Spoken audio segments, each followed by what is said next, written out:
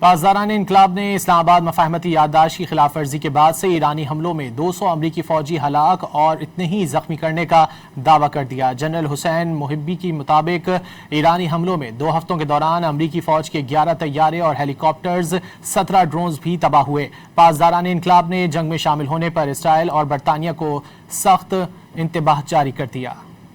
پاسداران انقلاب نے دعویٰ کیا ہے کہ اسلام آباد مفاہمتی یادداشت کی خلاف ورزی کے بعد ایرانی حملوں میں 200 سے زیادہ امریکی فوجی ہلاک ہو چکے۔ پاسداران انقلاب کے مطابق متعدد امریکی فوجی حملوں میں زخمی بھی ہوئے۔ ایرانی پاسداران انقلاب کے ترجمان جنرل حسین محبی نے امریکی ہلاکتوں سے متعلق واشنگٹن کے اعداد و شمار سراسر جھوٹ قرار دے دیے۔ دعویٰ کیا کہ ایرانی حملوں میں خطے میں امریکہ کے 8 فوجی مراکز کو نشانہ بنایا گیا، جبکہ ایک مقام پر موجود 20 حفاظتی شیلٹر بھی تباہ کر دیے گئے۔ جنرل حسین محبی نے دعویٰ کیا کہ 2 ہفتوں کے دوران امریکی فوج کے 11 طیارے اور ہیلی کاپٹر بھی تباہ ہوئے۔ ایرانی حملوں میں 17 ڈرون، شیلٹر میں موجود F-15 طیارہ، P-8 طیارہ، C-17 ٹرانسپورٹ طیارہ اور 8 ری فیولنگ ایئر کرافٹ بھی تباہ کر دیے گئے۔ ایران نے اسرائیل کو جنگ میں پھر سے کودنے پر خبردار کر دیا۔ پاسداران انقلاب کے مطابق اسرائیل